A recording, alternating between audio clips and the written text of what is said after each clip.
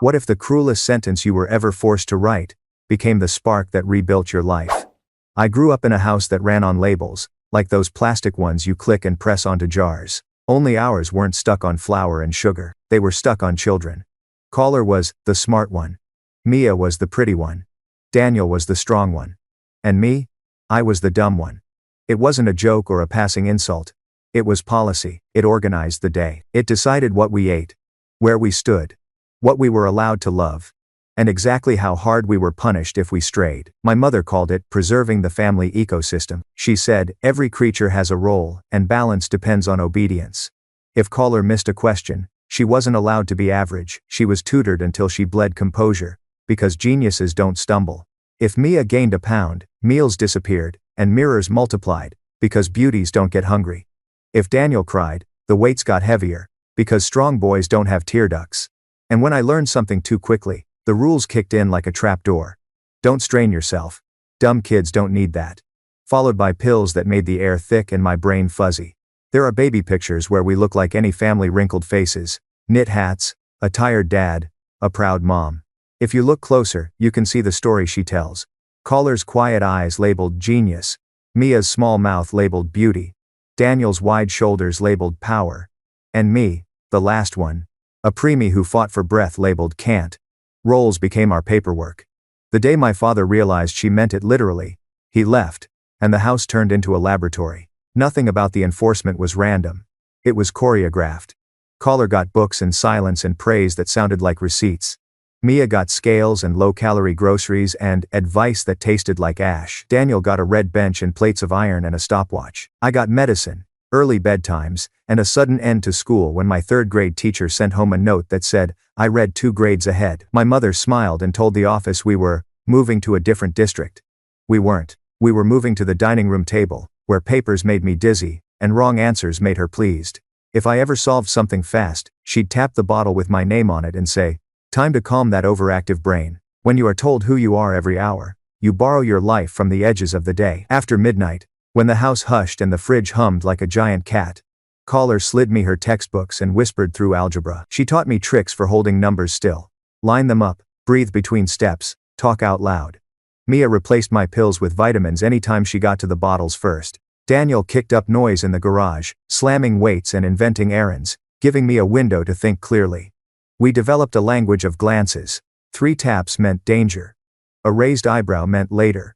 A palm on the kitchen counter meant now. On my 15th birthday, we tried to run.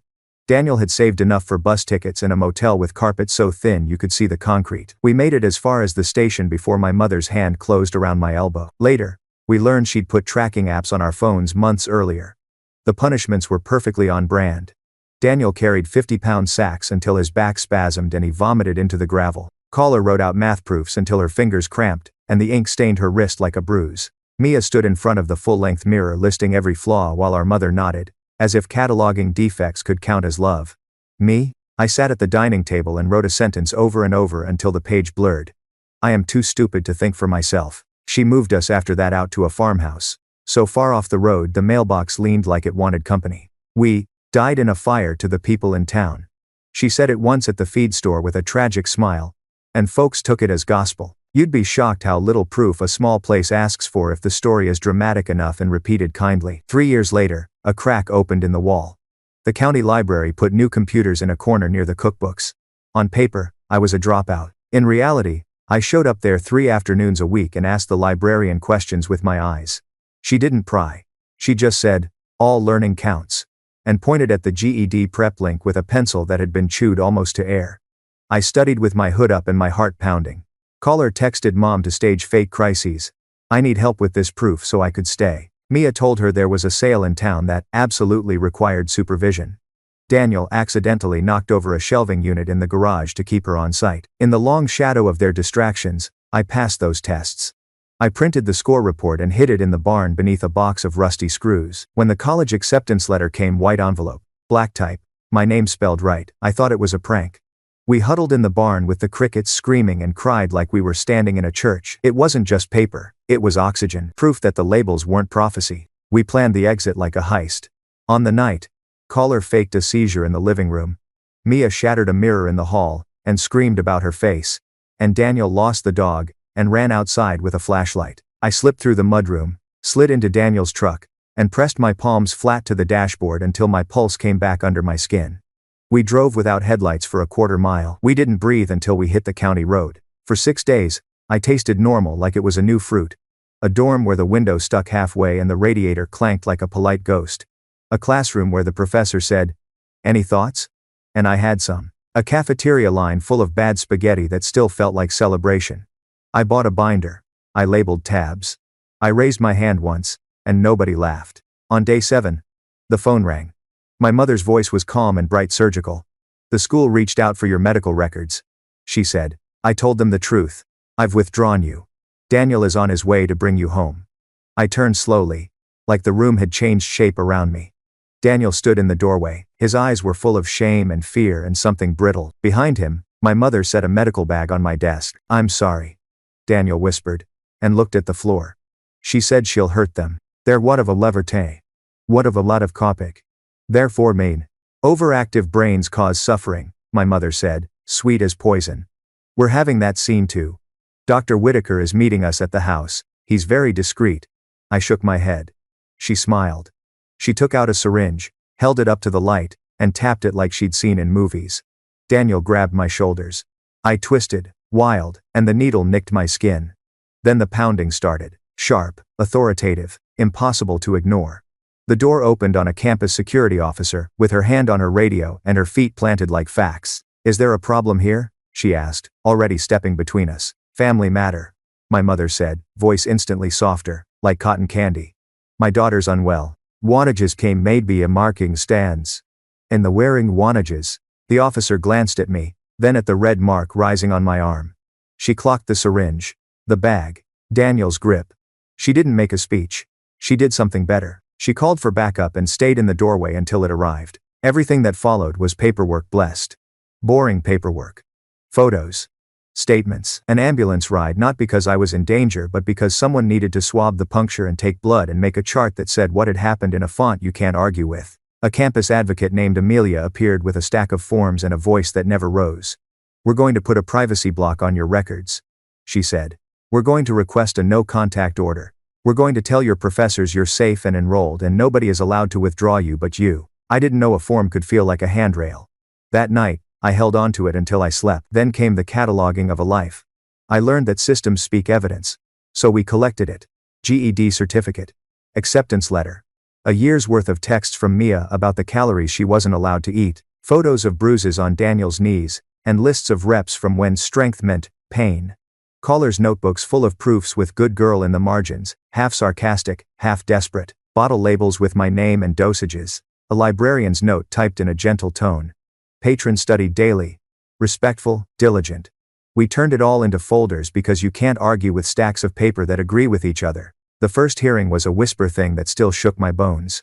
My mother arrived polished and pale, with a small gold cross at her throat, and a binder that looked like respectability. She told the judge I was delusional, that I'd always needed oversight, that the syringe was therapeutic intervention. The campus officer testified with photos and timestamps. The judge signed a temporary order and set a date for more. I walked out into a bright afternoon and breathed like a person who was borrowing lungs. The next days were a physics experiment. Action. Reaction. The school froze my financial aid when my mother called to say I was incompetent. Amelia walked the report to the director and unfroze it with a steady finger and a list of statutes. My dorm got extra patrols. The restraining order photo went to every campus guard. The phone lit up with cousins I hadn't heard from since 5th grade, all reciting the same script about forgiving your mother. We screenshotted and filed it. When abusers can't touch you, they try to touch your story through other mouths. I kept flinching at footsteps. I kept waking to the taste of metal and memory. Amelia added me to a therapy waitlist that felt like an ocean with too many names floating on it. A few days later, the hospital called with the first set of results. There were sedatives in my blood, not a huge dose, a steady one. Enough to make a brain feel foggy for years. I cried on the phone, not because I was surprised, but because something inside me uncurled. I wasn't defective, I was drugged. There's a difference, and it matters. Then a thumb drive in a padded envelope. No return address. Daniel's handwriting on the label. Proof. Inside were scans of our birth certificates. In the box where you're supposed to write medical notes, my mother had scrawled our roles like diagnoses. Smart one. Pretty one. Strong one. Dumb one. Seeing the words in official ink felt like someone dragging a knife through old cake. Clean lines, layers revealed, sweetness gone. Our attorney printed them, slid them into a clear sleeve, and whispered, "We build from here." There were ugly days too. A note slid under my door in my mother's handwriting. "Dumb girls who run away get hurt." A tiny tracker stitched into my backpack lining, an oversized coat on a familiar body near the library entrance. Security responded. Patrols doubled. The system moved. Sometimes laughably slow. Sometimes like it had been waiting for this instruction. Through it all, the smallest thing saved me. A registrar who said, "You're enrolled. That's not changing." A professor who looked me in the eye after I answered a question and said, "Good point." Like praise didn't carry a price. A campus cop who walked my route with me and changed one habit: turn left through the glass atrium instead of the alley. 60 seconds for safety. A student support group where nobody demanded a speech and everyone understood that the act of sitting in a chair for an hour is heroic when chairs used to mean interrogation. I learned to narrate the present. It sounds basic. It saved my life. You are in a dorm. Your door locks. Your class is at 9. You can say no. You can leave a door open. You can eat lunch before 2. When panic tried to borrow my voice, I gave my voice a job. Describe the carpet. Count the windows. Name 5 blue things. My brain found the room again. The prosecutor called with a choice: head toward trial, or consider a plea that stacked charges into a decade of no contact, mandatory therapy, and GPS monitoring. I wanted a speech, a gavel, a verdict that echoed. What I actually needed was sleep and a guarantee. My siblings and I met in a booth at a diner that sells pancakes the size of a steering wheel. We didn't pretend it was easy. Daniel wanted the word "guilty" recorded in a room with flags. Mia wanted to stop looking over her shoulder after court dates. Caller wanted to paint without scanning every reflection. I wanted to wake up and remember my schedule before I remembered danger. We voted. 3-1 for the deal. Daniel put his head on the table and knocked 3 times like a man choosing his future. After the plea, the judge spoke in the voice of a person who has said these words often enough to trust them. No contact. No third-party contact. No subtweets. Mandatory therapy. GPS. Violations mean consequences. My mother said yes to each condition like she was checking a box on a newsletter. And the strange quiet miracle is that the boxes were real and time-stamped. The order existed outside our house. It didn't care about ecosystems. It cared about lines. The system we were told would never protect us did the opposite of what we expected. It worked. If the story stopped here, you might call it resolved. It wasn't. It shifted. The house inside me, the one full of assignments and fear, needed new furniture. I built it one dull purchase at a time: a lock that clicked on my dorm window, headphones that turned a loud hall into fog, a map of campus camera angles taped inside my closet, a post-it on my desk that said, "Eat lunch," another that said, "Save you grief." I put my name on everything, like a child at summer camp. Binder, mug, schedule, not because I was afraid of theft, because claiming things trains your mouth to say mine. I learned that help has a texture. In movies, it's sirens and shouting. In real life, it's clipboards and rules that stay put and people who say, "I'll walk with you," and mean it. It's a professor who sees you breathing fast and says, "Step out if you need to," and then treats you exactly the same when you step back in. It's a registrar that writes your name correctly. It's a security officer who doesn't pat your head, who simply changes your route and adds a patrol. It's bagels after court, because warm and cold together make your nervous system loosen. Most of all, it's evidence. I became a collector. Not the dusty museum kind, the living kind. Screenshots of Mia's first sandwich eaten for joy. A photo of Daniel's knee brace on the floor because he didn't need it for the afternoon. A scan of Caller's first sketch in years taped to my wall with blue painter's tape. A note from a campus office that said "Dependency override approved," which is a dull way to say, "Your mother's voice has no authority here." Each piece went in a folder labeled "Evidence of Life." When fear argued, I had exhibits. By the time the semester rolled to midterm, if you'd passed me on the quad, you'd have seen nothing special. A student with a backpack and a bad coffee, walking a route that makes sense. That ordinariness is the ending I couldn't imagine when the needle flashed and the door burst open. Not fireworks, not a speech, a schedule, a key, a lock that clicks. A life rebuilt from boring steady pieces that nobody will make a movie about, and thank God for that. If you're listening for a moral, I don't have a grand one yet. I have a working one. Fix the problem, not the picture. Choose logistics over heroics. Serve from overflow, not reserves. Build boring miracles. Keep receipts for the life you're making. Put your name on the planner. Count the windows. Draw a star next to days that don't require courage just to be lived. And when someone tries to press a label into your skin that doesn't belong to you, press back with a different kind of label. Your own handwriting, your own role, your own choices. Repeat it until the glue sets. The first week after I decided to build a life out of boring miracles, I caught myself doing something I hadn't done since I was a kid. Humming, while I brushed my teeth. Not a song. Just air with edges. It startled me. I stood there with a blue toothbrush in my mouth, looking at my own face like it had walked in from another room. You know what I realized? Freedom doesn't show up like fireworks. It shows up like a tune you don't notice until you're 3 notes in. I kept my promises to myself simple on purpose. Eat breakfast before 10. Sit in the second row where I can see the board and still breathe. Walk the route with more glass and more light. When panic tapped my shoulder, I narrated the room like a tour guide who loves practical details. Beige carpet, scratch on the desk shaped like Idaho, 3 windows, radiator that clicks, door that shuts. It sounds silly, it's medicine. Amelia helped me with the next round of forms, real quiet hero work. We filed the long-term privacy block so my mother couldn't peek at my records. We set up my school email with an alert that routed anything from her address to a folder only my attorney could open. We pinned campus security's number to the top of my contacts list. We printed 2 copies of the no contact order and taped one inside my closet. I wrote a sticky note that said, "Eat lunch," and stuck it next to my mirror where a scale used to live. I'm not trying to be poetic here. I'm telling you the truth. A sandwich at noon kept me from crying at 2. Then I started building a map of people. The museum security guard with the kind eyes and the 2-finger salute. The librarian who says, "Welcome back," like he invented the phrase. The peer advocate coordinator who signs emails with, "You're doing enough." Officer Tessa Grant, who never once called me brave and somehow made me feel braver than anyone who ever tried. Dr. Sato, who teaches my nervous system that now is not the same as then. Jorge from facilities, who knows which hallway hum is friendly and which light needs replacing. They aren't one big superhero, they're a relay team. They hand me steadiness in little batons. I added my siblings to the map too, but differently. Daniel texted photos from physical therapy, rubber bands of resistance like neon fettuccine.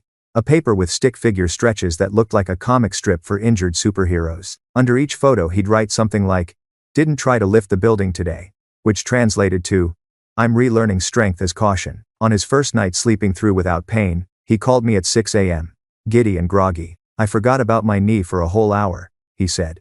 You don't know how holy that sentence is until a body part has been issuing orders for years. Mia started sending lunch pictures, the kind that would never trend. Soup, grilled cheese, pasta that broke the rules. She added captions like, "Ate because it's warm," or "Pick the one that looked good." I clapped in my dorm like an ant at a recital. Caller began texting snapshots of paint-smeared hands and the corner of a canvas. She wouldn't show me the full pieces yet. "I want them to breathe before I let them talk," she said. I understood. We'd all been told who we were so loudly that quiet felt like a contract we were finally allowed to sign. Meanwhile, the case became part of my calendar, instead of my identity.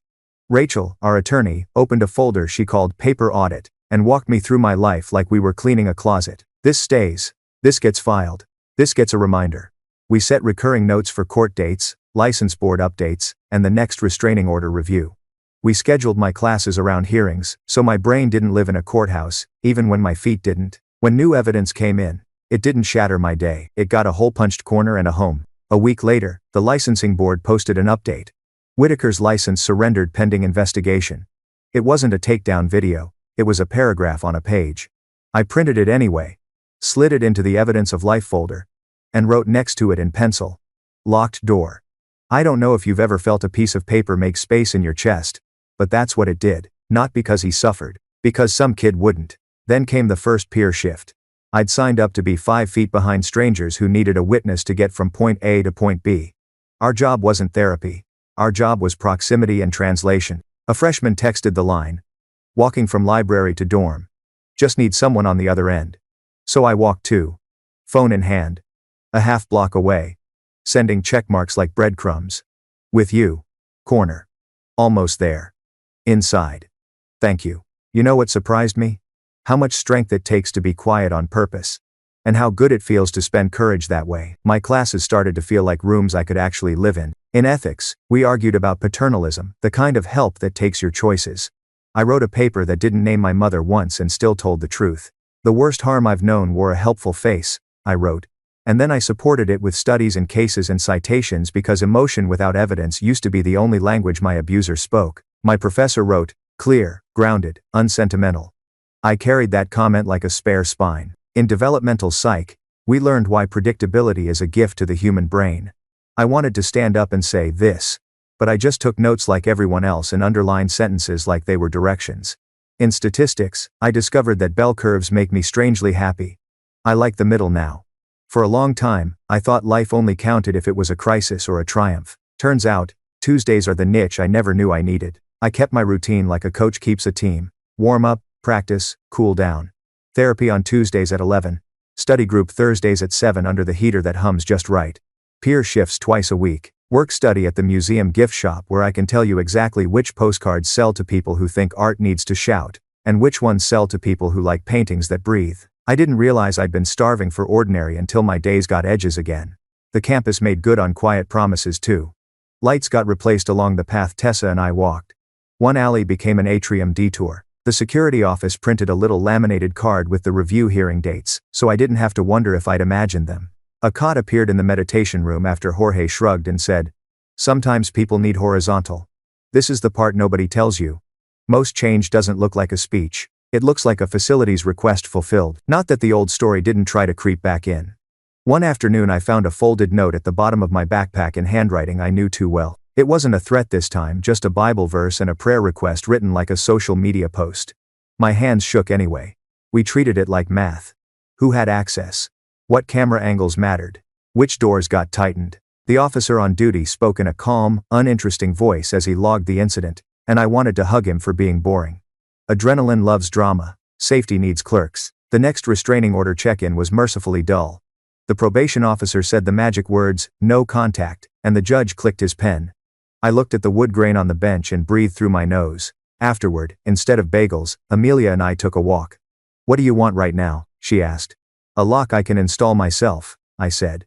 We bought one at a hardware store that smelled like competence, and I installed it while my radiator hissed like a disgruntled cat. It clicked. I swear the sound traveled through my bones. Caller finally let me see a finished piece. A window at dusk with a small bowl of peaches on the sill. The colors were quiet and alive at the same time. It was titled, Untitled, which felt right. Not everything needs a headline, she whispered. I'm calling the series Evidence. Too much? I shook my head. Perfect. Later, I watched people stop in front of it at the student show and tilt their heads. A guy in a beanie said, it smells like summer. And his friend said, that's not how paintings work. And they both smiled like it didn't matter whose science was right. Mia bought boots at a thrift store, a sensible sturdy pair with enough sole to carry winter. She sent a photo of them beside a small rug. Picked them because I like them, she wrote. The first time she walked to the market just to buy flowers, she texted me a picture of tulips trying their best to stand up straight. Impulse, she said. Like she was confessing to a heist. We grew up in a house where impulse was a sin. Now it's rehab. Daniel started nights at the warehouse and discovered he loves the sound forklifts make when they reverse. A whale song for men who used to measure worth in gritted teeth. He sends me updates like status reports. Safety briefing done. No crushed feet. New kid learned to bend his knees. He took a picture of a neon vest hanging on a hook with his initials on a tape label. I exist here, he wrote. That's all most of us want. Honestly. My story and self professor introduced a present tense journal assignment. No metaphors, no trauma dumps. Just, what did you notice today? I wrote about the steam that fogs your face when you open a bagel bag, the way a hallway sounds when you're not sprinting through it, how a cheap lock can make an expensive panic sit down. He wrote, you might have a voice for narratives that keep people company. I put the page in a clear sleeve with a star. The peer advocate line started buzzing more as midterms approached. One student asked if anxiety counted as a disability for accommodations. I typed a script they could copy-paste to disability services. Another said, I just need a witness to the office, because the hallway makes my skin crawl. I walked 5 steps behind. The rhythm of our feet matched, and when they went inside they turned and gave me a tiny salute. I didn't cry until I was under the stairwell, where the echo made it sound like someone else crying with me. While all this was happening, Rachel kept the legal machine steady. She filed a motion to extend protections and a memo to the licensing board, with those 4 words scribbled on Whitaker's notes. Cognitive quieting requested. It's hard to explain how powerful it is to see the thing that tried to erase you in quotation marks. It means the world isn't only what someone says it is. It's what you can prove. Evidence isn't cold, it's humane. I also did something I didn't expect to do this early. I went to a committee meeting. The college wanted input from students on where to install more lights, how to make opt-out privacy the default for people with orders, and how to fix forms that make you feel like you have to perform your pain to get help. The room smelled like dry erase markers and stale cookies. Jorge argued for a cot in the meditation room like he was fighting for a public park. A woman from IT explained that addresses were published by default because transparency. I said, how about default safety with an option to opt in? We negotiated commas and semicolons. A week later, the directory changed. No trumpet. No confetti. I screenshotted the notice and put it in the folder. Therapy got less cinematic and more practical. Dr. Sato doesn't dig for ghosts unless the present is steady. Regulation before revelation. She says so often I want it on a t-shirt. We count with our hands. We breathe like it's homework. I learned to feel the difference between a flashback and a thought that just hurts. I learned that my shoulders can be told to unhunch, and sometimes they listen. On days when nothing big happens, she applauds my snack choices like I just defended a thesis. Honestly, I'll take that applause over any speech. The best compliment I got all semester came from the museum manager. You're steady. People match your pace. She asked me to train new student workers. Training doesn't mean inspiring. It means showing someone how to count postcards, how to smile at a person who asks if their membership card is a golden ticket, and how to close the drawer without slamming it. At the end of our first training shift, the new kid said, I thought I'd be bored, but I feel calm. I wanted to frame that sentence. One rainy evening, my study group tried out a new corner of the library, and found a heater that hums exactly at the frequency that feels like a hug. We left little notes taped under the table edge for our future selves. Drink water. It's okay to ask again. You're doing fine. The girl from the steps who used to cry in front of the lecture hall cracked a joke with ketchup on her sleeve. The quiet guy tried it on and made it funnier. The transfer student taught us a color coding system that turns research papers into maps. We argued about whether highlighters work. They do if they keep you in your chair. There were still jolt days. The long-term no-contact hearing landed on my calendar with that neon wait dates carry when they used to mean danger. We prepped the way athletes tape their ankles. Clothes soft enough not to feel like armor. Lift instead of bus. Bagel plan with Amelia. Eyes on the judge, not on her. The judge reviewed compliance and said the number I hadn't let myself want. 10 years. The gavel didn't boom. It clicked. We walked out without a victory dance. We bought a lock. We installed it. That's how we win now. After that, strange space opened up in my days. Not empty. Available. Dr. Sato insisted I schedule 1 hour of white space daily, no tasks, no improvements, no working on yourself. I took walks with no earbuds, and watched a squirrel bully a pigeon. I watched videos of furniture restoration because seeing scratches become smooth reassures some part of me words can't reach. Sometimes I lay on my dorm floor and practice doing nothing until my nervous system realized the world wouldn't collapse if it didn't hold it up for 60 minutes. Caller's Evidence series got a small week-long placement in a borrowed gallery room that smelled like fresh paint and dust. People drifted in and lingered, confused at first by the smallness. A chair with nobody in it. Boots next to a door. A bowl with 2 peaches, then one, then none. A court order used as a coaster under a teacup. A star on a notebook page. It didn't scream. It stayed. Mia stood in front of the boots and grinned with her mouth pressed flat like she was trying on pride. Daniel stared at the empty chair and whispered, I sit now. Like he was practicing conjugation. I sit, I sat. I will keep sitting. We didn't throw a party. We stood close enough to be together and far enough to breathe. Later, at a diner, Mia asked me, do you think we'll always need proof? I said, proof is how we say, I love you in our dialect. She nodded and stole one of my fries. That's family too. Midterms came and went without theatrics. I got an A on the paternalism paper, a B I was weirdly proud of in stats, and an A, in story and self, that said, precise, humane, lucid. I taped the word humane above my desk because there's a difference between being soft and being kind. I'm not soft yet. I am. Slowly. Becoming kind to myself first. So I don't run out. The peer advocate team created 2 simple diagrams, one titled, Who to Call When X, and one titled, How to Ask for Extensions Without Apologizing for Existing. We printed them on ugly paper because ugly paper gets photocopied. More. We hung them in places people go when they're desperate. The basement bathroom, the back of the library elevator, the vending machine alcove that smells like chips. I saw someone circle, options or silent companion. With a pen like they were underlining a verse. I wanted to shout. Yes, that's the whole thing. But I didn't. I walked 5 steps behind a stranger who texted "with you?" And then, inside. And then I went to the museum and counted postcards. By the time the semester bowed, I caught myself doing it again, humming while I brushed my teeth. I didn't stop this time. I stood at the sink, toothbrush in my mouth, humming like a person who belongs to her own morning. That's my favorite part of this whole story right now. Not the gavel click. Not the gallery. Not the policy memo with a semicolon I fought for. It's the sink. It's the hum. It's the way I look at the mirror and see a person, and not a label. Here's what I know at the end of this part. A life is built out of rituals that are so boring nobody will ever ask you to give a speech about them. A sandwich before noon. A lock that clicks. A laminated map with the safest turn highlighted. A study group under a kind heater. A bagel after court. A folder called Evidence of Life. A tune in your mouth that arrives before you notice you're allowed to sing again. I'll keep it simple. Fix the problem, not the picture. Choose logistics over heroics. Serve from overflow. Build boring miracles. Draw stars. Walk 5 steps behind when someone asks, and 5 steps ahead when it's your turn to scout the light. And when the old story knocks, let the new lock click. Then turn back to the table and finish your oatmeal. You've got a day to live. The first warm snap of the season always tricks the campus into thinking it's summer. People sprawl on the grass, frisbees come out, and someone inevitably plays acoustic guitar like a rite of passage. I watched all that from the museum steps on my lunch break, a Tupperware of leftover pasta in my lap, and realized the strangest thing. My shoulders weren't auditioning for earrings anymore, they just sat where shoulders go. I ate forkfuls at a human pace and let the air do that new grass smell. Ordinary. Again.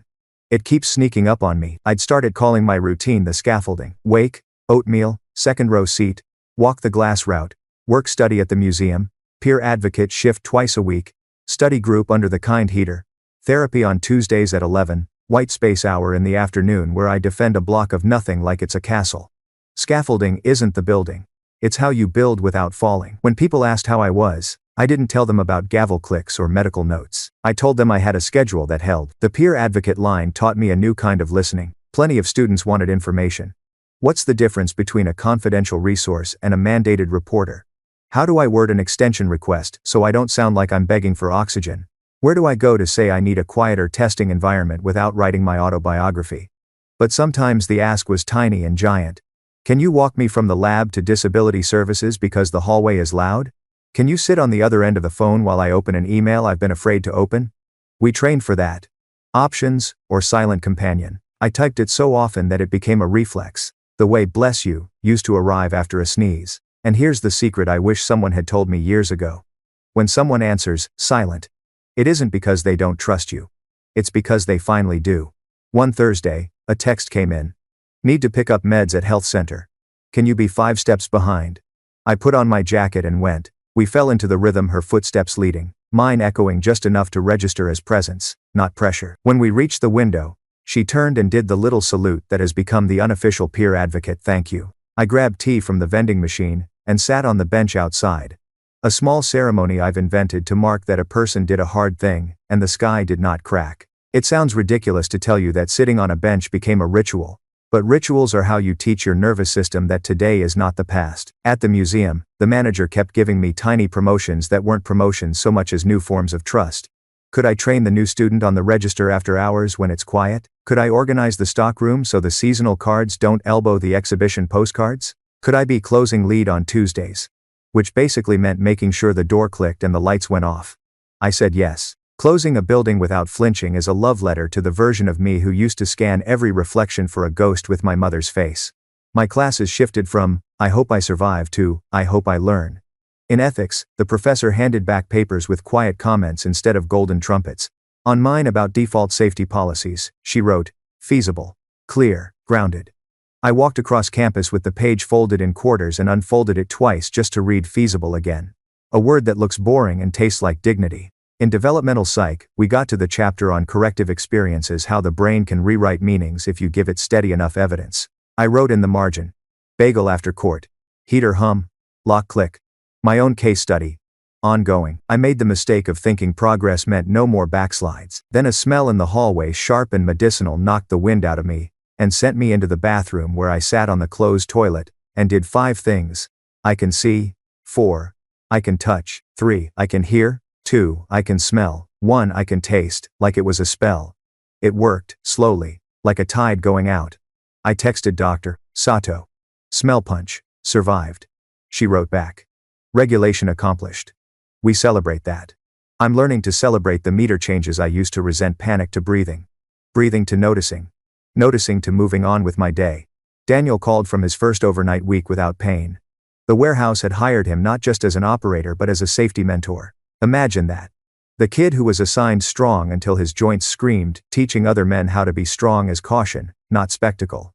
He gave me the supervisor's mantra, "No one gets hurt," and said it like a benediction.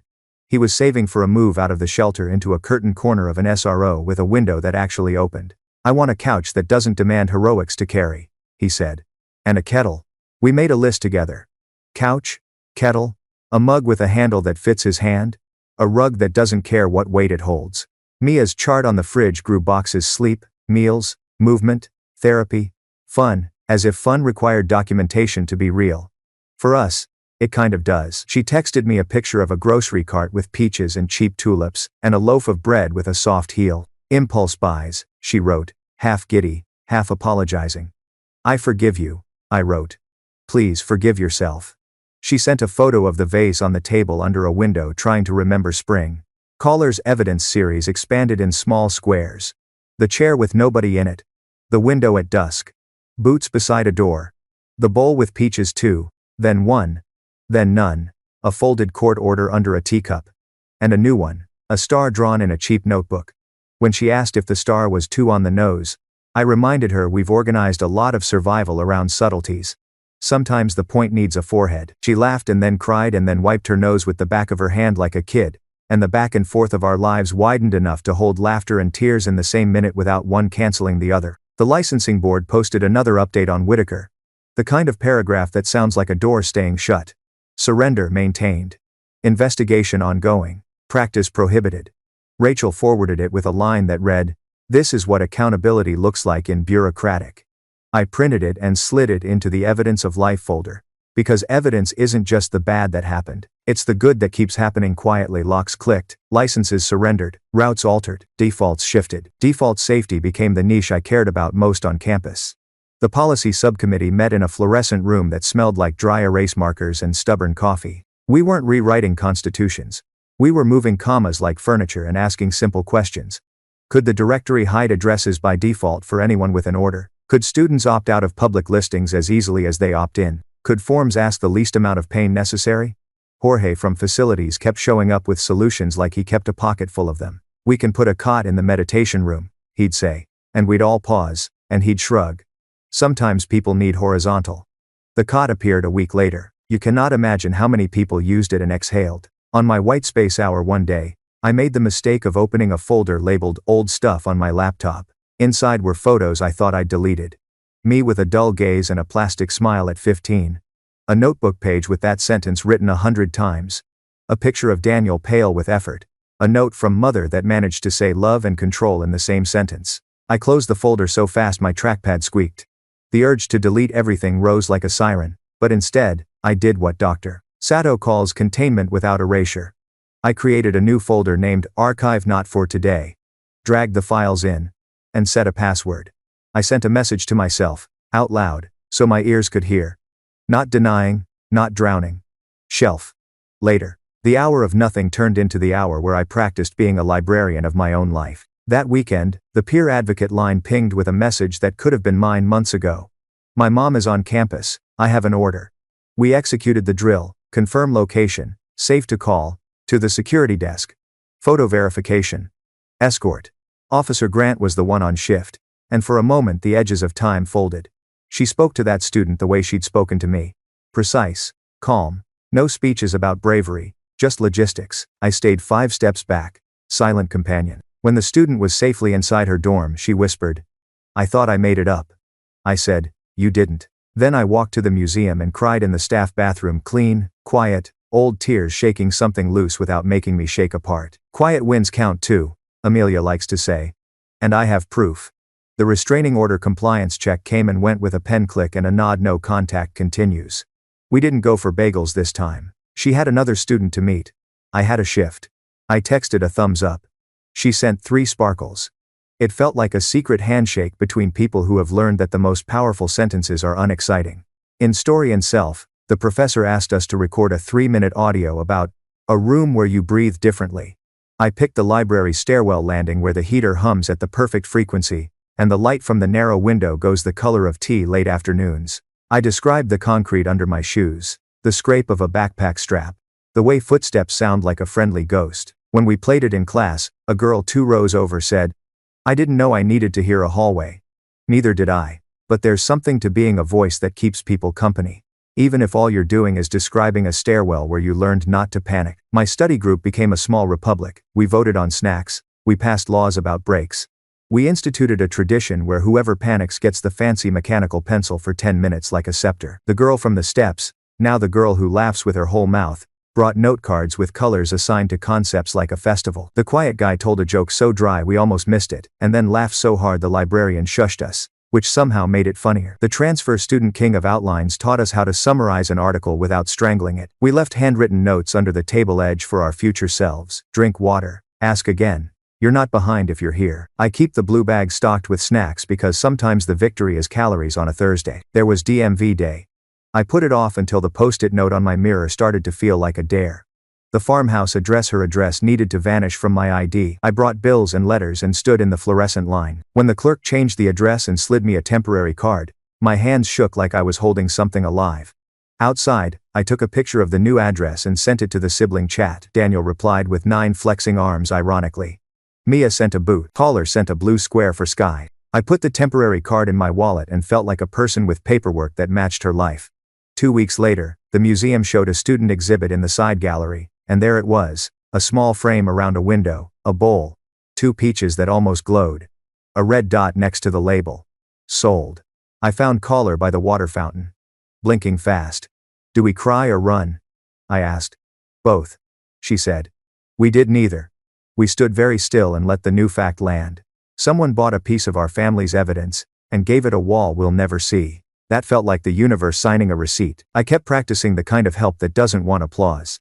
A freshman asked if we could walk the weird hallway again. We did. A grad student asked if he could borrow my script to ask for accommodations. I edited it for him, took out the parts where he apologized for existing and added, "Thank you for your consideration. See attached documentation." He wrote back the next day. Approved. I sat on the museum steps and ate pasta and hummed without noticing until I noticed. There was one hard day buried under a pile of good ones. A postcard arrived at the museum, addressed to me with no return address. A picture of a farmhouse mailbox, and the words, "Thinking of you" in block letters. I turned it over. Blank. The part of me that can calibrate a threat in under a second took the wheel, and I walked the card to security. They bagged it, logged it, and asked if I wanted an escort home. I said yes. We didn't dramatize it. We didn't minimize it. We made a plan. This is how I want to meet every ghost now. With a clipboard and a friend. By the time the warm snap cooled back to sweater weather, I had accepted a new campus job for summer student support desk, because apparently, my niche is making complicated things sound like instructions. The interview was uneventful, which I now understand is the thrilling form of adult success. The director said, "You're steady," which has replaced smart as the compliment I most want. I forwarded the offer to Amelia with the subject, "From Overflow," and she sent back 6 confetti emojis and a line I printed and taped on my wall. "You made boredom a superpower." Finals loomed without turning me inside out. I studied in increments. I slept like it was homework. I ate lunch like it was law. In statistics, I wrote confidence interval at the top of the page like a prayer, and worked the problems step by step. Pencil moving at the speed learning actually happens. Not cinematic, not embarrassing, just human. In ethics, I turned in a policy brief titled, "Default Safety as a Moral Good." In developmental psych, I wrote a reflection that began, "Predictability is a love language." In Story and Self, I recorded an audio essay called Quiet Wins, which opened with the click of my window lock and the distant sound of students laughing on the green. Grades posted on a Thursday like an unassuming email from the registrar. Dev Psych, A. Ethics, A. Stats, a stubborn, honest, B. Story and Self, A. None of those letters measured what I have survived. All of them measured what I can build next. I stared until the, "Are you still there?" pop-up appeared, then laughed because I am. Screen. I am. We celebrated in our small republic way. Study group fries. Too much salt. Someone brought cupcakes that looked like tiny planets. I gave the fancy mechanical pencil to the freshman even though he hadn't panicked once. Heirloom, I told him. Use it to underline your own life. He laughed and put it behind his ear like a carpenter. That night I walked home the long glass route just because I could. The heater in the stairwell hummed like always. I opened my door, checked the lock, opened the window an inch. I took out my star notebook and drew one for a red dot on a label, one for a new address, one for approved, one for fries and a pencil and laughter in a quiet corner. Then I closed the notebook and brushed my teeth and caught myself humming. I didn't stop. I let the tune find itself. If you want a tidy takeaway here, I can't give you one. I can give you this. A life rebuilt from boring pieces can carry joy without sloshing. A lock that clicks is a thesis. A laminated card with a phone number on it is a poem. A bench outside the health center is a pew. A DM that says, inside, after with you, is a chorus. A museum closing shift is a vow.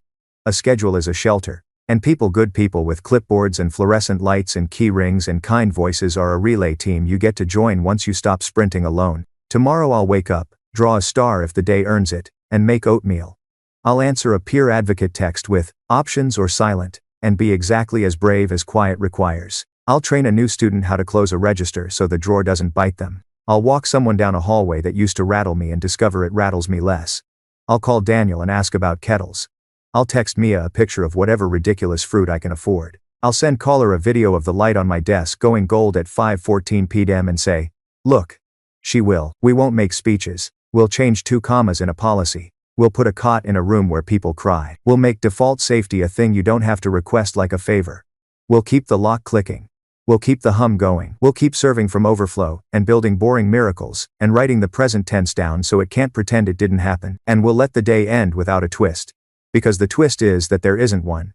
There's a person, brushing her teeth, humming, belonging to her own morning. Summer slid onto campus without asking permission. Longer light, slower steps, an almost audible exhale across the lawns. I moved into my student support desk job the way I do most things now. One checklist at a time. The desk sits in a lobby that smells faintly like printer ink and coffee. From 9 to 5, it's a parade of small confusions, small crises, and small victories. Which office handles name changes? Can I get a quiet room for exams? My roommate's nocturnal. The bursar's email made me cry. If you think that sounds trivial, you've never watched a person stand up straighter, because someone turned a maze into a map. My favorite part of the job is translating. Bureaucracy speaks paragraph. People hear static.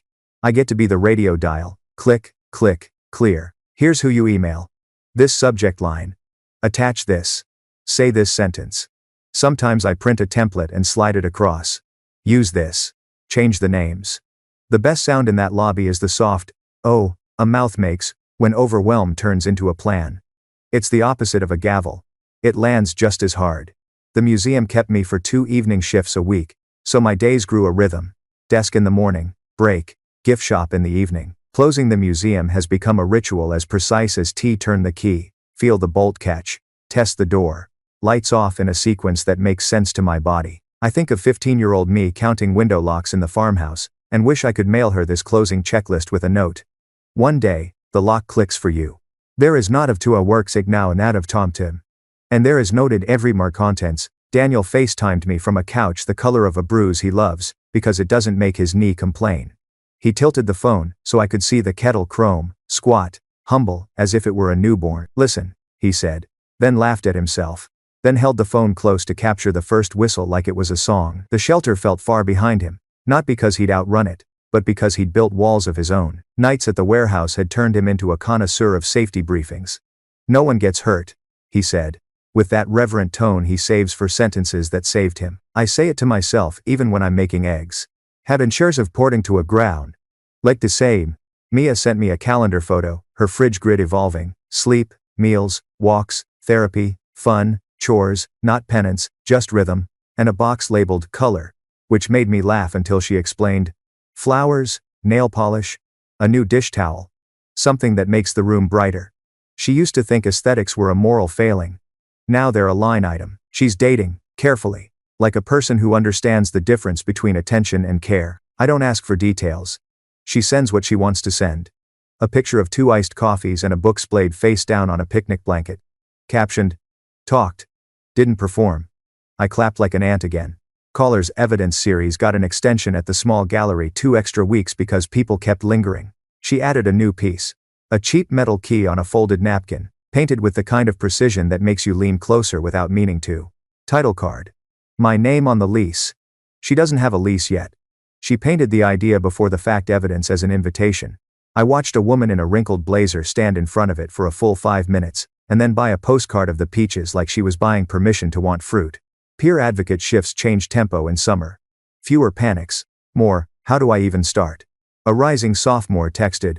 Want to go back to therapy, but the first time felt like I was filing a police report. I typed. Try this. Can we do regulation before revelation? He wrote back. What? Grounding and skills first, story later, I clarified. He sent. That has a name? It does now, I wrote, and shamelessly stole the phrase from Dr. Sato. He found a new counselor and checked in a week later with, breathing first. Didn't drown.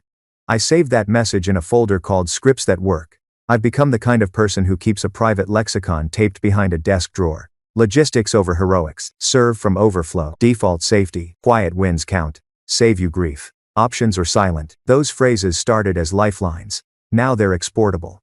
The desk trained me to hand them out without ceremony. Same way you pass a pen to someone signing a form. Not all days were neat. A mid-June afternoon, a white envelope arrived at student support with my name in tidy block letters. No return address. I carried it to the back room before opening. Inside, a single sheet with a Bible verse about obedience handwritten in blue ink, and a photocopy of a photo from years ago. Me, vacant-eyed at the farmhouse table. My stomach dropped so hard my knees wanted the floor. Protocol took the wheel. I slipped both pages into a plastic sleeve without touching the corners, logged the incident, called campus safety, texted Amelia a heads up, and asked Tessa for an escort home. We didn't dramatize it, we didn't minimize it. We ran the play. The officer on duty said, "We'll check the cameras and pull mailroom logs." I thanked her for speaking in verbs. That night, I let myself be small on purpose. Tea. Socks. A sitcom where the highest stake is whether a cake collapses. I typed to Dr. Sato. Old ghost. Old photo. Present tense. Secure. She replied with a sentence that sounded like a pat on the shoulder and a green light.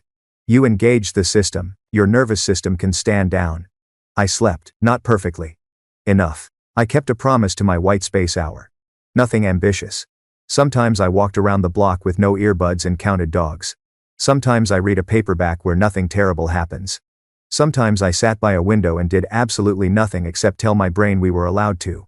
It's the least glamorous discipline I've ever practiced and the most effective. The policy subcommittee turned into a working group with teeth. We met with IT about directory defaults, safe by default, opt-in exposure. With housing about temporary room changes that didn't require reciting a trauma monologue. With student accounts about Kinder emails that still say what they need to say. Jorge was our secret weapon as always. If a door sticks, people give up, he said. As if he were explaining the universe. He meant actual doors and metaphorical ones. Maintenance put the meditation room cot on a proper frame. Student accounts added a line to their invoices. If this email causes anxiety, you're not alone. Here are options. You can laugh at that if you want. I saw 3 students take the flyer from the desk and breathe like a window had opened. I noticed something else. Boredom as barometer. On days when I was bored at work, it meant systems were functioning. People weren't in crisis. They were in inconvenience. Inconvenience is a luxury. I'll never take it for granted again. In late June, Daniel texted me a photo of a laminated badge with his name and the word, trainer. He's in charge of onboarding new hires for night shift machine basics, safety briefings, and the gospel of the neon vest. He wrote, I said slow is safe out loud into a room and nobody rolled their eyes. I called, and he told me how he teaches toe angles and back alignment like choreography. The guys who try to show off get hurt, he said. I tell them the strongest flex you can do is leave with the same bones you came in with. I could hear his kettle humming faint in the background like a polite applause. Mia's dating update came in emojis. Picnic. Movie. Walk in the rain. She added, he thinks diet culture is a cult and brings snacks. Then, later, we talked about boundaries and he didn't take it personally. I wrote, keep him until he gives you a reason not to. She sent, considered. She's not evaluating herself anymore. She's evaluating conditions. That shift might be the most radical of all. Caller sold the key painting. The buyer left a note with the gallery. I don't know why this made me cry. But it did. We cried too. in my kitchen, over microwave rice and sautéed vegetables that tasted like competence. She's inching toward Elise applications, references. The boring hurdles of adulting that used to feel like barbed wire and now look like hoops you run through for sport. I want to sign something that says the space is mine, she admitted. And put a lock on the door that clicks. She knows exactly what she's painting toward. I started writing little internal guides for the desk, one-pagers on common problems. How to ask for an extension without apologizing, what to say when you need a room change. How to register with disability services without over-disclosing. What to do if you suspect you're being stalked. FERPA, in 4 sentences. They're not manuals, they're scripts that put dignity first. We printed them on unfancy paper and kept them in a file labeled, Take 1. Watching a student take one and tuck it into a backpack is high theater to me. On a Tuesday that smelled like hot pavement, a first year walked up to the desk and said, "I think someone put a tracker in my bag." The sentence knocked me sideways because it used to be mine. We called security and stayed with her, 5 steps to the side, while the officer unstitched the lining like a surgeon. There it was cold. Mean. Small. Tessa bagged it and said, "We'll run prints," like she was ordering lunch. The student's hands shook. I kept my voice level and said, "You did the exact right thing at the exact right time." She nodded like my words were a sip of water. Later, in the staff bathroom, I let myself cry. The good cry. Old fear leaving. New courage arriving. Both needing room. I saw my mother twice that summer. From a distance, on courthouse steps and once near a parking garage, standing just beyond the restraining order boundary like someone testing a fence with a stick. Security documented, probation noted. The deal held. The GPS monitor on her ankle glinted when she shifted. She's still standing there. I texted Rachel once. "Standing is not touching." Rachel replied, "Boundaries are not magic, but they are math. Feet, feet, feet. Distance keeps its own counsel." At night, when the heat let go, I walked the long glass route back to my dorm with the ease that still surprises me.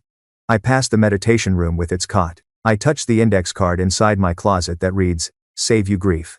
I updated my star notebook, one for a template that helped a stranger, one for a kettle whistle, one for a key painting with a red dot, one for a tracker caught before it tracked, one for a boring email that prevented a panic attack.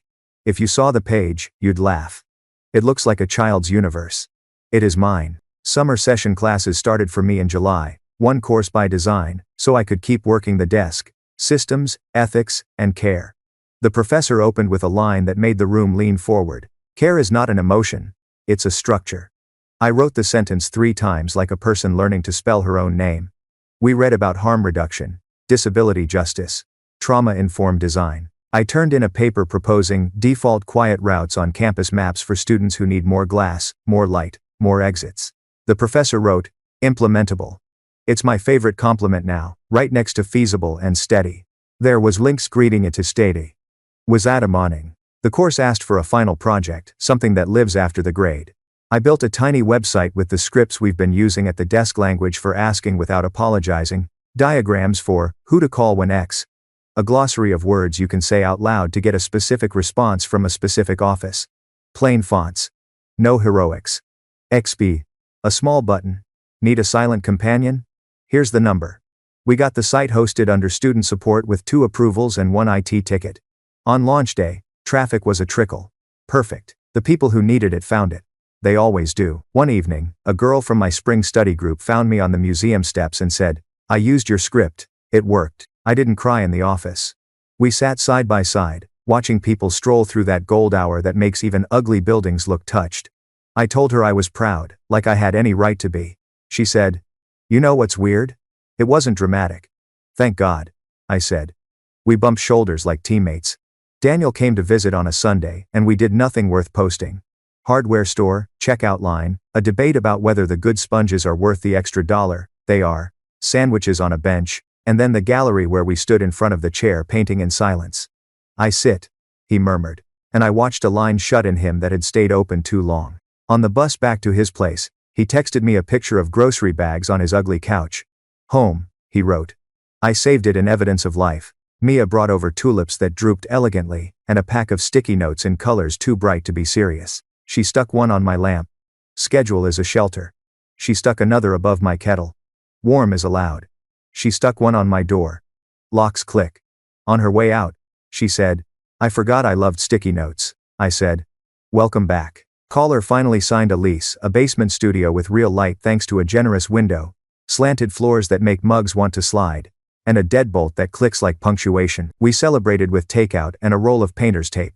She mapped where the chair will go, where the easel will stand, where the peaches will be painted when peaches come back in season for real. She put her key on the table and stared at it like it might crawl away. "This is mine," she said. Her voice didn't wobble. We both touched the key like a relic and then laughed at ourselves, two rational adults making an altar out of hardware. The second summer heat wave turned the campus into a mirage, everything wavering. Inside the student support lobby, the air conditioning made the place feel like a sanctuary. A transfer student came in with a list the length of a forearm. We worked it like a puzzle. 3 calls. 2 emails. 1 walk across to housing. A printer that decided to cooperate. She left looking like a person whose bones had returned to her skin. "I thought I was bad at adulthood," she said at the door. "You might be excellent at adulthood," I said. "Bad at paperwork is normal." She laughed and replied, "I can live with that. I could live with this, too." My life built out of repeatable acts that make a shape in the air. Oatmeal, desk, tea, lock, walk, call, help, count, hum, sleep. When I faltered, I didn't narrate doom. I narrated logistics. The old story knocked sometimes, sure. On those days, I changed a bulb, moved a comma, added a step to a guide, installed a $12 window lock in a friend's room, answered the peer advocate line with options or silent, and walked 5 steps behind someone who needed to believe they weren't alone. I never once delivered a speech. I delivered scripts, maps, and sandwiches. There is a kind of pride I carry quietly now, the kind that isn't loud because it doesn't need to be. I am good at boring things that stop catastrophes before they need names. I can route a call, write a subject line that gets a response, keep a drawer from biting fingers, make a hallway feel shorter by walking in it with you, make a form less cruel without lying on it, argue for commas that spare people panic, and notice when a room needs a cot. This is not a lesser calling. It is a cornerstone. On the last night of July, campus lit up with the kind of sunset that makes even pragmatists sentimental. I sat on the museum steps with a paper cup of grocery store lemonade and watched the sky take its time. I texted the group chat. 5:42 gold. Daniel sent back a photo of his kettle. Steam caught like a flag. Mia sent the sticky note on her kettle. Warm is allowed. Caller sent the key on a napkin. I drew a star in my notebook for nothing and everything. No incident today, no panic, no great declarations, just systems humming like a well-tuned machine and me inside them. Not as a subject but as a collaborator. Here is my working creed as summer turns its page. Fix the problem, not the picture. Choose logistics over heroics. Serve from overflow. Default to safety. Count quiet wins. Save you grief whenever possible. Ask. Options or silent. Install the lock that clicks. Draw the map. Write the script. Stand 5 steps behind when needed. 5 steps ahead when it's your turn to scout. Make boring miracles and call them what they are. The reason we get to live the rest of our lives. Tomorrow I'll show up to a lobby that smells like printer ink and coffee, and tell 3 people that their problems are solvable, 2 that their panic makes sense, 1 that their email is perfect as written. I'll check a door, count postcards, move a comma, give a pencil to a freshman who doesn't know he's going to keep it forever, and send a text that says, inside, until the reply says, inside.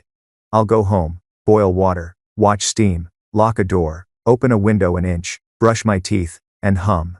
No epilogue. No twist, just a life with a schedule, a structure of care I helped build. Steady enough to carry peaches, keys, kettles, and the kind of peace you almost don't notice because you're busy using it. August leaned heavy on the city air like soup, light that made even concrete sweat.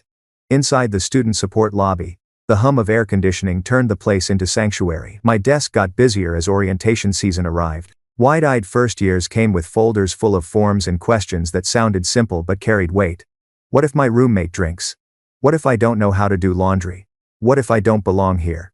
My answers weren't fancy. Maps, templates, scripts. Sometimes just a glass of water and, you do. You're here. I learned to read the small signs. A student tapping the desk rhythmically, nerves masked as percussion. A parent hovering too close. A story waiting for boundaries. A first year asking 3 times about quiet spaces. Trauma, looking for refuge. The best tool wasn't my degree or my training. It was my ability to slow the room down until people could hear their own breath. One thing at a time, I'd say, and slide a pen across. It's amazing how much power fits in a pen. Outside of work, the evidence of life folder grew fatter. Caller hung her first piece in her own apartment. A small painting of a deadbolt. She titled it simply, Click. Mia wrote a list on a sticky note. Peaches, boots, flowers, soup. She put it on her fridge and sent me a photo, captioned, My diet plan. Daniel texted a picture of himself asleep on his couch, kettle in the background, captioned, Proof. I rest now. We don't say, I love you much. We send proof. Summer class ended with a final project showcase. I presented my website of scripts, plain, clear, no drama. A few students lingered afterward, clicking through on their phones. One said, I didn't know there were words for this. That's the point. Give people words so they don't have to choke on silence.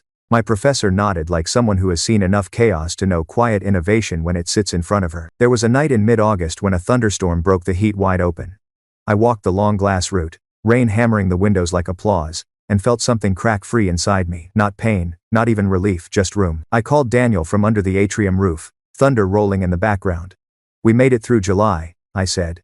And June, he added. And May. And 15 years. We didn't need to say the rest. The rain said it for us. Mia joined me for groceries one Saturday. She picked out plums, something she used to forbid herself. At checkout, she put them on the belt like she was daring the scanner. I asked if she'd eat them. She said, Not eat, taste. Eating sounds like work. At her apartment later, we split one, juice running down our hands, and laughed like kids who finally got away with stealing from the tree. Caller's lease key became a ritual object. She keeps it in a dish by the door, paints it over and over in different colors. Practice, she says. Of what? I ask. Ownership. When she turned in her first rent check, she texted me a photo of the receipt with the caption, Exhibit A. I printed it for my folder. Not because she needed proof, because we've learned proof is another way to say, it happened, it's real, keep going. The peer advocate shifts during move-in week were the hardest and the best. Hundreds of new students flooded campus with plastic bins and nervous energy. The line buzzed constantly. Can someone walk me to housing? Can someone meet me outside counseling? Can someone explain what disability documentation actually means? We spread out like quiet bodyguards, 5 steps behind, clipboards disguised as backpacks. At the end of one shift, a student texted, I didn't know help could be this boring. Thank you. I cried in the stairwell. That's the highest compliment. Boring help that works. August's hardest day arrived in a plain envelope again. Another note. Another Bible verse. Another reminder that ghosts don't respect calendars. But this time, I didn't shake for hours. I logged it, handed it to security, called Rachel, texted Amelia, and went back to work. By dinner, I'd forgotten the verse. By bedtime, I'd drawn a star. By morning, it was just another file in a system built to hold what I no longer had to. That night, after brushing my teeth, I hummed again. Not because I remembered, because I forgot not to. I caught my reflection, toothbrush halfway, and thought, this is it, isn't it? Not the courtroom, not the confrontation, not the gallery, just me, humming, shoulders loose, door locked, window open an inch, ready to sleep.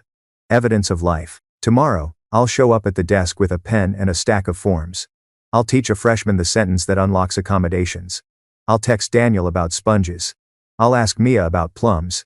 I'll send caller a photo of the rain turning the campus gold at dusk. And I'll draw one more star before bed, because the story isn't over. But the chapter is turning. September arrived with the first crisp mornings, a relief after the heat. The campus looked new again. Students in sweaters, coffee cups steaming. The lawn dotted with blankets and laptops. I walked to the student support desk with a kind of calm I didn't trust at first. But calm, like everything else, can be practiced. And I'd been practicing. My shifts at the desk became less about emergencies and more about direction. Students needed maps, signatures, confirmation that they weren't crazy for finding the paperwork confusing. I'd slide a script across the counter and watch panic soften into possibility. Send this email. Attach this file. You're done. Their shoulders dropped every time. If you think that's small, you've never seen how heavy fear makes a backpack. The peer advocate line kept buzzing, steady as a heartbeat. One night, a student texted, just walk with me till the light. So I did. 5 steps behind, until the lamppost glow covered her. Inside, she texted, and I turned back, my own shadow long across the pavement. Help doesn't need speeches. It needs feet. Meanwhile, our family was building its own steady scaffolding. Daniel got a raise at the warehouse trainer pay. He sent me a photo of his kettle with the caption, boils faster when you earn it. Mia texted pictures of her fridge chart, boxes checked in messy pen, flowers in her kitchen like punctuation marks. Caller taped her lease above her easel and painted the key again, this time in gold. She titled it, Permanent. And say that work demand. The legal side finally slowed to background noise. My mother's no-contact order was renewed for 10 years, and I started to believe it. Whitaker's license stayed surrendered. Rachel closed our last file with the words, "You're protected. Not healed, not erased. Protected." That was enough. In therapy, Dr. Sato smiled when I told her I'd spent an hour doing nothing but lying on the grass. "That's regulation," she said. I thought of the girl I used to be. Forced to write I'm too stupid to think for myself. I wanted to send her a postcard. "You're not stupid. You're safe. Look, grass." We ended summer with our own small ritual. The four of us, me, Daniel, Mia, and Caller, spread takeout on a blanket under the fading light. Plastic forks, greasy cartons, laughter in the cool air. We pointed at constellations we didn't know the names of and invented some. One looked like a chair, another like a kettle, another like a star scribbled in a notebook. We didn't toast, we didn't narrate. We just ate and breathed and sat in the world together. Later, walking back to my dorm, I unlocked my door, brushed my teeth, and hummed. Not because I remembered, because I forgot not to. That's how you know you're living again. Here's what I carry forward. Fix the problem, not the picture. Choose logistics over heroics. Serve from overflow. Default to safety. Count quiet wins. Walk 5 steps behind when someone needs it. 5 steps ahead when it's your turn. That night, I opened my notebook and drew one last star for the summer. Then I turned off the light and slept. No epilogue, no twist, just a schedule, a lock that clicks, a morning waiting to be lived. After that autumn night, when the campus lights glowed and the air turned sharp, I realized the story didn't need a dramatic ending. Survival had already become life. My siblings were safe. Caller was painting futures on canvas. Mia was filling her fridge with flowers. Daniel was building safety into every shift he worked. And me, I was steady, humming at the sink, locking doors that clicked, drawing stars in a notebook that proved every quiet win. The past no longer wrote my sentences. I did. And this was the final one I chose. We made it, and we're still here. And they wanted Mimi to speak on a panel titled, When Love Becomes a Cage, Economic Control, and International Abandonment. I reread the message 10 times, then I cried, not from fear, from disbelief, preparing for the summit. The following weeks were a blur of preparation. Karina helped me outline legal talking points. Selena coached me on speaking slowly and clearly. Roland helped draft a brief for the panel moderator. Celeste even flew in for 2 days just to sit across from me and say, "You don't have to be perfect. You just have to be honest." But inside, I was terrified. What if I froze? What if I cried on stage? What if no one cared? Then I remembered what Lana once told me. Every time we tell the truth, we light a candle for someone still in the dark. So I practiced. And I packed. And I flew to Geneva. Geneva, the city of peace. The summit was held at a modern glass convention center near Lake Geneva. When I arrived, I was stunned.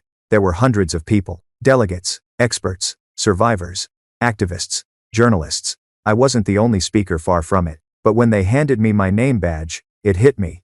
Marin L. Survivor advocate, and founder Starlight Fund. That word founder made my chest ache in the best way. I wasn't a wife anymore, not an ex-anything. I was building things now. The panel. The room was packed. Over 500 people.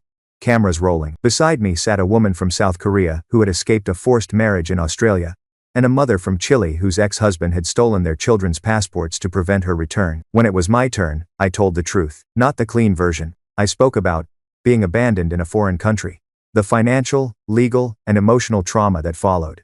The shelter floor. The fake passport. The trial. The women who carried me when I couldn't walk on my own. I ended with the same words I'd written in the forum's welcome message months earlier. You are not crazy. You are not dramatic. You were never supposed to carry this alone. The room stood in silence. Then came the applause. After the speech, people lined up to speak with me. Journalists, policymakers, social workers, survivors. Some cried. Some hugged me. One whispered, "I left my husband last month. I didn't tell anyone yet. But I will now." Another handed me a letter. "Your story saved me. And I'm going to save someone else. Du is next to rest and be alive." An unexpected reunion. As I stepped outside into the crisp Geneva air, a voice called out, "Marin?" I turned. It was Damien, Alden's brother. I hadn't seen him since the final ruling. He looked older. Quieter. "I flew in for work," he said.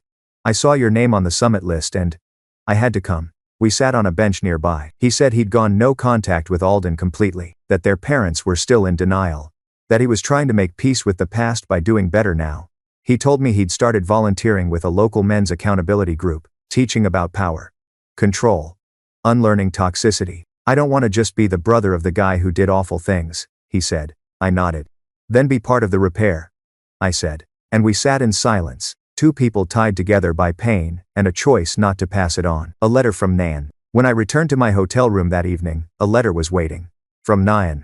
She'd seen my panel online and sent a long handwritten message. She'd moved back home, started a job at a women's legal center, was learning to drive, started therapy. But at the end, she wrote something that made me cry again. He made us feel like we had nothing. But we were the ones who made homes out of chaos. We were the ones who built light from silence. You helped me remember that. An idea sparks. That night, something shifted in me. Until then, the support group had been mostly online, quiet, private, hidden. But sitting in that hotel room in Geneva, reading messages from women across the globe, I realized we needed more. We needed training, workshops, legal literacy, microgrants, translation help, public education. We needed to go from surviving to shaping systems. And so, when I got back to Prague, I called a meeting. The round table. We gathered in Selina's living room, 12 of us now. Some had legal backgrounds. Some were multilingual. Some were teachers. Some were entrepreneurs. Some were just good at showing up. We mapped out what we wanted. A proper nonprofit ents. Regional support chapters. A rotating speaker series. Job placement programs. And a hotline for abandoned spouses stuck in visa limbo. We named the project, The Second Shore, because surviving is like washing up on a beach after a storm. But what happens after? You start again. The first workshop. A month later, we held our first workshop. In a borrowed conference room. With donated snacks. No fancy tech, just truth. 30 women showed up. We talked about digital security. How to open a bank account without spousal permission. How to identify coercive control. How to talk to embassies. How to heal day. One woman stood up at the end and said, "For the first time in 2 years, I don't feel stupid for staying." A letter from the prison. Then without warning, a letter arrived from the prison. From Alden. I stood at my mailbox for a full minute just holding it. The return address was stamped. The handwriting, unmistakable. I debated opening it. I even held it over the trash can. But something stopped me. Not curiosity, closure. Inside. 2 pages. Typed. Emotionless. No apology. Just a list of complaints. About his sentence. About how I twisted everything. About how you'll never find someone like me again. He signed it. Yours forever. Not a. I didn't cry. I didn't rage. I just set it down. Took a photo of it for Karina, in case of violations. And slid it into a locked box, my legal archive. Then I took a long, hot shower, washed his voice from my skin, and went back to work. Love quietly. A few months later, something else happened. Something I didn't expect. Love. Not grand. Not movie script. But slow. Gentle.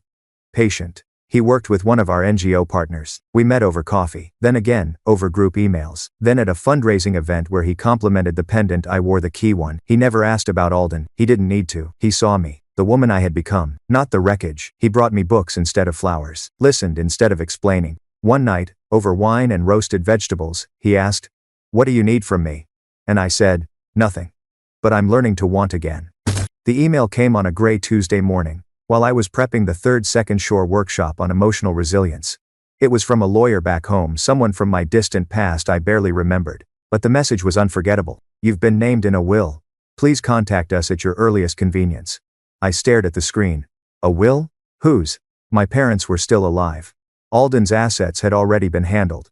I hadn't kept many connections back home since everything happened. And then I saw the name at the bottom of the letter. Miss Irene Wallace, my former college literature professor. The woman who had once slipped me a note during class that read, "Your writing is honest. That's rare. Don't let anyone take that away from you." Professor Wallace. I hadn't seen her in years. She'd retired a decade ago. Never married. No children. She lived alone in a small cottage, surrounded by books and classical records. During my marriage, Alden used to mock the letters she'd send me. "Why does that old bat care what you're reading?" After the abandonment, I'd stopped replying. Guilt gripped me. And now, she was gone. And I was named in her will. The flight home. I hadn't been home since before Alden left. I booked a ticket with a knot in my stomach, unsure of what I'd find waiting for me in her house or in the city where I'd once been Mrs. Marin Langford. The good wife. With the stable marriage. And the perfect social photos. Would people remember? Would they still believe him? Would I have to explain myself again? But then I remembered. I didn't owe anyone a version of myself that made them more comfortable. The house. Professor Wallace's home was like stepping into a time capsule. Dusty hardcovers lined every wall. Sunlight filtered through lace curtains. There was a kettle still on the stove, a half-finished crossword on the table. Her lawyer, a kind woman named Adele, handed me a small envelope. Inside, a letter. Marin, I don't have much. But what I do have, I give freely. You reminded me that truth matters, especially when no one wants to hear it. I saw your name in the papers. I followed every step. You survived something unspeakable and then spoke anyway. That is the work of a writer, of a woman, of a warrior. The house is yours now. Do with it what you will. May it become a place of stories and safety again. Irene. I cried in the living room, surrounded by her silence and her belief in me. The town. Walking through town felt like tiptoeing through memory. The coffee shop where Alden had proposed. The bookstore where we held our engagement party. The street where I used to walk in heels, rushing from errands to appointments to his schedule. And now, I walked in boots, confident, no longer trying to be small. The encounter, it happened at the grocery store. I was buying flowers for Irene's grave, and there he was, Greg, Alden's best friend, best man at our wedding, and one of the first people to post online that I'd had a breakdown and disappeared. He blinked when he saw me, like a ghost had returned. Then he stammered. Marin. Oh. Wow. I heard you were back. I said nothing. He shifted, awkward. I didn't know what to believe back then. Alden told us so many things. I raised an eyebrow. And you didn't think to ask me? He swallowed. No, I didn't. I'm sorry, I should have. I looked at him for a long moment. Then I said, you weren't the worst. But you weren't brave either. And I walked away. Dinner with my parents. We sat around the same table where Alden once charmed them with stories and wine and promises. My mother pushed a plate of chicken toward me. My father sipped tea, watching me carefully. They had followed the trial, watched the interviews, read the articles, but we'd never really talked about it. Not until that night. My mother broke the silence. We should have asked more questions. We should have seen the way he looked at you, the way you stopped laughing. My father added, we were proud of the marriage, not the truth. I nodded. I wanted you to be proud of me. I said. They both reached for my hands. You made us prouder than we ever deserved. My mom whispered. A visit to the university. I walked past the university courtyard on my last day, just to see it again. The brick buildings, the towering trees, the bench where I once sat with Irene Wallace and read her a short story. As I turned to leave, a young woman approached me. Excuse me, she said. Are you Marin Langford? I blinked. Yes? I saw your summit video. I'm studying international law. I want to help women like you. I smiled. Not just because she recognized me, but because she saw who I am now, not who I was. What I did with the house. Back in Prague, I told Selena everything. She nodded slowly, then said, you know what we have to do. And so, we did. We turned Irene Wallace's cottage into the Second Shore, West Chapter. A transitional home, 3 bedrooms, 1 common area full of books, rotating legal aid, language support, and a quiet garden for peace. We hung a portrait of Irene in the hallway with her quote framed beneath. Tell the truth. Especially when it's hard. That's when it matters most. Selena's news. A month later, Selena sat me down. She was glowing. I'm pregnant, she said, grinning. I screamed, then cried, then hugged her. She'd waited for this moment. After years of rebuilding, of carving out a life she owned, now, she was adding to it. And in that moment, I realized something. We weren't just healing, we were growing. Lana's new start. Lana took a job at an international advocacy group. She packed up her tiny flat and moved across the continent. But before she left, she hugged me tightly and whispered, you were my lifeline. Now I get to be someone else's. A note in the forum. Late one night, I logged into the support forum. There was a new post.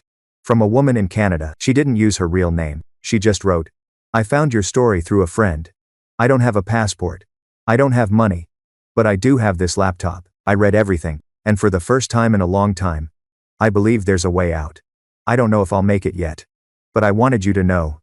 Your voice found me in the dark. I sat back, blinking away tears, and I wrote her back, because no one should carry freedom alone. The invitation came in a white envelope, tucked beneath the Daily Mail at the Starlight office. Seal of Parliament. Official request. Policy Roundtable on International Spousal Abandonment and Immigration Reform. They were forming a task force, a real one, not just panels and platitudes but actual legislators, diplomats, NGO leaders, legal experts, and they wanted me to be part of it, not as a guest, not as a case study, but as a voice. A builder. The policy table. The first session was held in a heavy wood-paneled room that smelled like old decisions and coffee. I sat across from politicians in suits, behind folders stamped with country flags. I was nervous but not scared, because I knew something they didn't. What this looks like on the ground. I told them stories. Of women stranded at embassies with children in tow. Of partners who disappear mid-pregnancy, leaving behind expired visas and no access to healthcare. Of the legal gray zones where abandonment isn't a crime, just a tragedy. I told them how much courage it takes to ask for help, how quickly that courage disappears when systems turn cold, and then I proposed the right to remain protocol, a clause allowing abandoned spouses, a grace period of protected stay, legal aid, and the right to apply for residency independently of their abuser. There was silence, then nodding, then applause. The interview. A month later, a national broadcaster reached out. They wanted to do a feature. What happens when love becomes leverage? One woman's fight for justice. I hesitated. This would be public, more public than anything yet. My face. My name. My voice. But I said yes, because there's something powerful about saying the words yourself. We filmed in my apartment, the yellow walls, the bookshelf, the Second Shore logo in the background. They asked hard questions. Do you ever miss who you thought he was? What kept you from going back? How do you define healing? I answered honestly.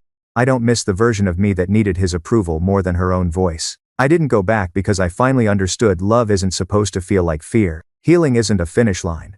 It's when you stop asking if your pain was valid. Going viral. The episode aired on a Thursday night. By Friday morning, my inbox had over 600 new messages. Some were from women sharing their own stories. Some were from lawyers offering pro bono help. Some were just, "Thank you. You said what I couldn't." And one was from someone I hadn't expected. From the past. It was from Alden's ex before me. She wrote, "I saw your face on the news. I've been silent for years. But you gave me the courage to say, he did it to me too. The lies. The isolation. The fear. I thought it was just me. I'm sorry you went through it worse. But I'm grateful you told the truth." Her message wasn't bitter, just full of release. I replied, "It wasn't just you. It was never just us. And it's not too late to take back your story." A visit to the prison. No, I didn't go, but I received a call. Alden had requested an interview. He claimed he wanted to make things right. I declined. Firmly.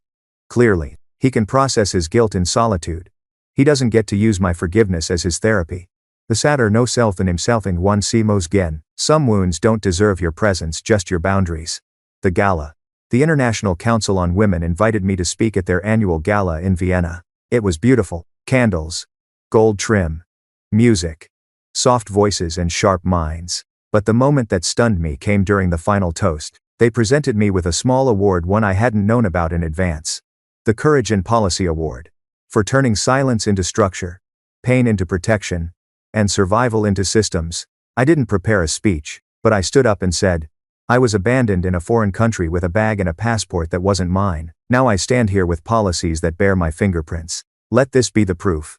A woman's story is not just personal, it's political. And it can change everything. Second Shore grows. We expanded into 4 more countries. Refugee women trained as legal liaisons. Language access coordinators hired. Microgrants awarded to 22 women in the first 6 months. 2 women reunited with their children. 3 gained asylum. 1 became an advisor to her local council. And a young woman in Prague, 19, terrified, newly pregnant, showed up one morning. She was shaking. Her boyfriend had taken her documents and disappeared. She said, I heard about this place from a bus stop flyer. We fed her. We gave her clean clothes. We helped her file a report. She's safe now, and she volunteers every Tuesday. My birthday 1 year later. It had been exactly 1 year since the verdict. Selena, Lana, Elodie, Karina, Celeste and my now partner gathered at my apartment. We lit candles. We passed around cards. We toasted with cheap Prosecco. And then Elodie pulled out a cake. On top, in swirly letters, to Marin, who proved that leaving can be the beginning. I laughed so hard I cried, because it was true. What I know now, I know that love never demands your silence. That safety is not a luxury, it's a right. That we are more than what we survive. And that the most powerful words in the world are, me too, I believe you, you're not alone. For you, the reader, if you're reading this because someone left you, if you're sitting in a country where no one speaks your language, if you're staring at a phone that won't ring, a door that won't open, a visa that's expiring, please know, you are not the mistake. You are not the shame. You are not invisible. You are the story someone else is waiting for. You are the voice that might free the next woman. And you are still here. That alone makes you powerful.